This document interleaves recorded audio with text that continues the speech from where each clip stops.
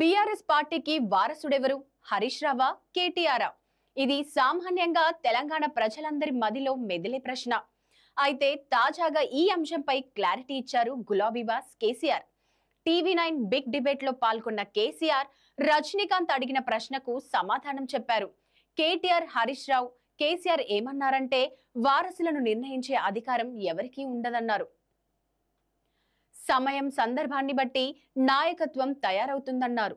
తయారు చేస్తే నాయకులు కాలేరన్నారు.